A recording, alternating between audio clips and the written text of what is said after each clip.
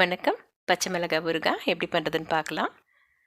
இது ஒரு வாரத்துலேருந்து 10 நாள் வரை ரூம் டெம்பரேச்சரில் வீணாகாமல் இருக்கும். இதை தொக்குன்னு சொல்லலாம். இது எப்படி பண்ணுறதுன்னு பார்க்கலாம்.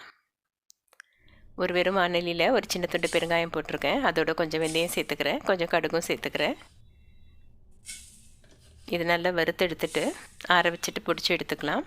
இது தொக்கில் சேர்க்கும்போது தொக்குக்கு ஒரு நல்ல வாசனை இருக்கும். நார்மலாக பச்சை மிளகாய் ரொம்ப வாசனை இருக்கிற பொருள் கிடையாது. இந்த வெந்தயம் கடுகெல்லாம் பொரித்து போடும்போது தொக்கு ரொம்ப வாசனையாக இருக்கும். இது நல்லா வறுபட்டுடுச்சு.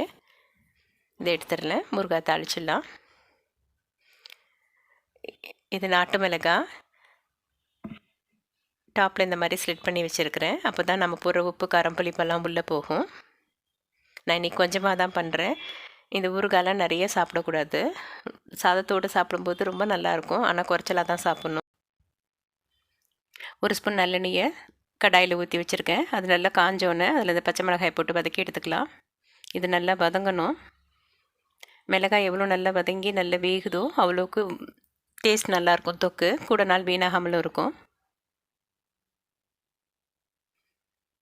முக்கால் பங்கம் இதிலே வெந்துடணும்.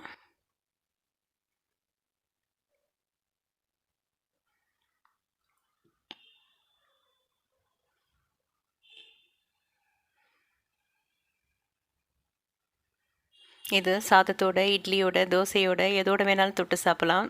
காரம் குறைச்சலாக இருக்கிற எந்த ஒரு குழம்போடையும் இது தொட்டு சாப்பிடும்போது ரொம்ப நல்லாயிருக்கும்.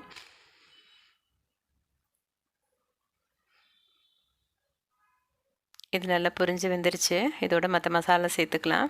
கொஞ்சம் மஞ்சத்தூள் சேர்த்துக்கிறேன்.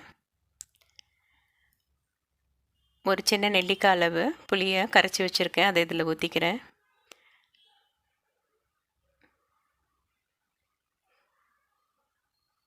இது நல்லா கொதிக்கணும். இது ரெண்டும் நல்லா சேர்ந்து கொதித்து ஒரு பேஸ்ட் மாதிரி வரணும். உங்களுக்கு பீசஸாக மிளகாய் வேணான்னா கொஞ்சம் சின்னதாக கட் பண்ணி போட்டுக்கலாம். இல்லை அரைச்சி கூட போட்டுட்டு வதக்கி எடுத்துக்கலாம். அரைச்சி போட்டு வதக்கி எடுக்கும்போது ரொம்ப காரம் அடிக்கும். இது ஓரளவுக்கு வற்றினதுக்கப்புறம் உப்பு சேர்த்துக்கிறேன். பிகினிங்லேயே உப்பு சேர்த்துட்டா இது ஒரு மாதிரி கடுத்து போன மாதிரி ஆகிடும். ரொம்ப கடைசியாகவும் சேர்க்கக்கூடாது. மிளகாக்குள்ளே உப்பு போகாது.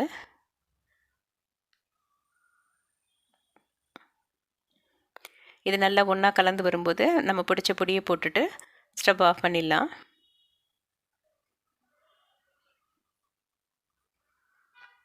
இது நான் பொடியை சேர்த்துக்கிறேன். நம்ம பிடிச்சிட்டு வந்த பொடியை சேர்த்துக்கலாம். இது ரொம்ப வாசனையாக இருக்கும் இந்த பொடி.